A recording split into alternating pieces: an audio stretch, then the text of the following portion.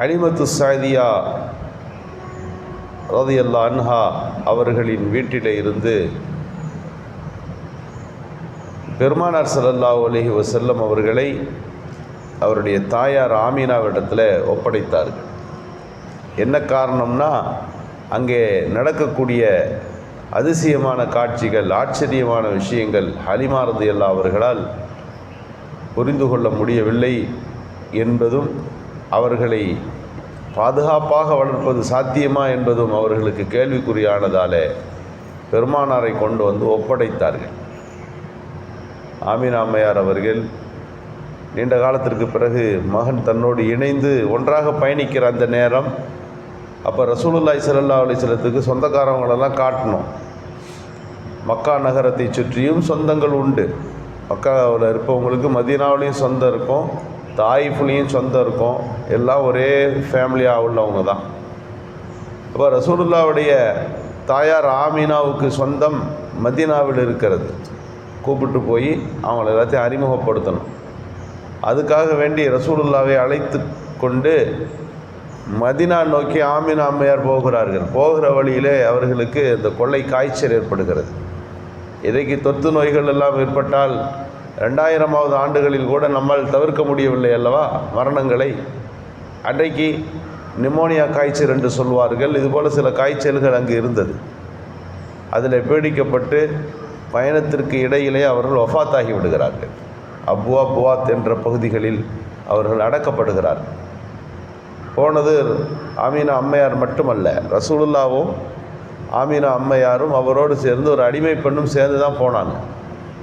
தாயார் மரணமாகி விடுகிறார். ரசூலுல்லா மதீனாவை தொடுவதற்கு முன்பே இந்த மாதிரி ஆயிடுச்சு. ரசூலுல்லா மீண்டும் திரும்ப அடிமை பெண்ணோடு மக்காவுக்கு வந்து சேர்ந்தார்கள். யோசித்து பாருங்கள், பிறப்பதற்கு முன்பு தந்தையை இழந்து பாராட்டி சீராட்டி வளர்க்க வேண்டிய 6வது வயதில் தாயாரையும் இழந்து போகிறார்கள். அப்துல் முத்தலிப் என்ற பாட்டனாரின் பராமரிப்புக்கு கீழே நபிகள் ஸல்லல்லாஹு அலைஹி வஸல்லம் வந்தார்கள். தாயார் மீது அளப்பரிய அன்பு கொண்டவர்கள். ஒரு யுத்தம் அந்த அபுவாத் பகுதியில் வந்தபோது உருக்கு சட்டைகளும் கவசங்களும் அணிந்த ஆயிரக்கணக்கான வீரர்களோடு ரசூல் அந்த பகுதிக்கு போகிறாங்க. ஒரு யுத்தத்துக்கு போகிறாங்க. அம்மாவோட ஞாபகம் வந்துச்சு, இங்கே தான் அடக்கியிருக்கோம். எல்லோரும் சேர்ந்து அந்த கபருக்கு போனார்கள். ரசூலுல்லாவுடைய தாயாரின் கபருக்கு போய் நபிகள் ஸல்லல்லாஹு அலைஹி வஸல்லம் அவர்கள் அந்த இடத்தில் அமர்ந்து தன் தாயாரை நினைவு கூர்ந்து அவருடைய கண்களிலிருந்து கண்ணீர் சொரிந்த வரலாற்று செய்திகள் எல்லாம் கூட உண்டு. நபிகள் பெருமானார் ஸல்லல்லாஹு அலைஹி வஸல்லம் அவர்கள் தன்னுடைய பாட்டனார் அப்துல் முத்தலிமின் பராமரிப்புக்கு கீழே வளர்கிறார்கள்.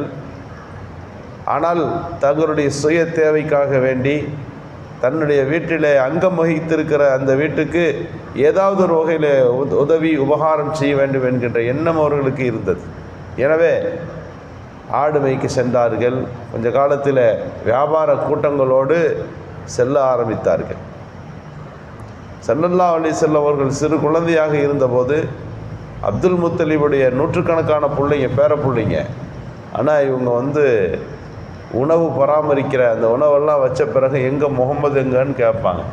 ரசூலுல்லா அந்த சபையில் இருந்தால் அந்த உணவில் பரக்கத்து இருக்கும், எல்லோருக்கும் போதுமானதாக இருக்கும். அப்படி ஒரு பண்பு அங்கே இருந்தது. இன்னலி இபனிக ஷானா, என்னுடைய இந்த பேரப்பிள்ளைக்கு ஒரு பெரிய அந்தஸ்து இருக்கிறது என்று சொல்லிக்கொண்டே இருப்பார்கள். அப்துல் முத்தலிபுடைய வஃபாத்துக்கு பிறகு அபு தாலிப் நபிகள் பெருமானாரை பாதுகாக்கிற பொறுப்பை எடுத்துக்கொள்ளுகிறார். திருக்குரானில் அந்த செய்திகளை இப்படி பதிவு செய்துகிறான். நபியே, நீங்கள் யத்தீமாக இருந்தீர்கள், உங்களை நாம் தான் அரவணைத்தோம். நீங்கள் தேவை உள்ளவராக இருந்தீர்கள், உங்கள் தேவைகளை நாம் தான் நிறைவுபடுத்தினோம். வவஜதக ஆயிலன் ஃபக்னா ஃபஅம்மல் யத்தீம ஃபலா தக்குஹர். திருக்குரானுடைய வசனங்கள். அவர்கள் யத்தீமாக இருந்ததை பற்றி திருக்குரானுடைய இந்த வசனம் பேசுகிறது. யத்தீம்னா யாருன்னு கேட்டால், 15 வயசுப்பட்ட ஒரு பிள்ளைக்கு தந்தை இல்லாவிட்டால் யத்தீம். பொதுவாக தாய் இல்லாவிட்டால் யத்தீம் என்று சொல்லுவதுண்டு. அரபு நாட்டில் தந்தை இல்லாது 15 வயசுக்கு உட்பட்ட அந்த குழந்தைக்கு யத்தீம் என்று சொல்வார்கள். ரசூலுல்லாவுக்கும் யத்தீம் என்ற பட்டம் உண்டு. காரணம், பெருமானாருடைய பருவ வயதுக்கு முன்பு தாயும் தந்தையும் பெருமானார் இழந்து விட்டார்கள். ஆடு மேய்க்கின்ற பணிகளில் மும்முரமாக ரசூலுல்லாஹ் ஈடுபட்டிருந்தாங்க. எந்த அளவுக்குன்னா, சஹாபிகளோடு ஒரு தடவை காட்டுக்கு எல்லாரும் படையில் போய் கொண்டிருக்கிற போது ஒரு பசி நேரம், ஒரு மரத்தில் ஏறி சஹாபிகள்லாம் பழத்தை பறிக்கிறாங்க. ரசூலுல்லாஹ் சொல்கிறாங்க, இதில் கருப்பாக இருக்கிறத மட்டும்தான் பறிக்கணும், நீங்கள் கருப்பாக இருக்கிற பழத்தை பார்த்து பறிங்க, அதுதான் பழம், அதுதான் சாப்பிட முடியும் அப்படின்றாங்க. சஹாபிகளுக்குலாம் ஆச்சரியம், யார் ரசூலுல்லாஹ் ஒரு காட்டில் வந்துட்டுருக்கோம், ஒரு மரத்தில் ஏறி சாப்பிட்லான்னு பார்த்தா நீங்கள் இவ்வளவு தெளிவாக இந்த பழம் சாப்பிட முடியாதுன்னு சொல்கிறீங்களே, எப்படி?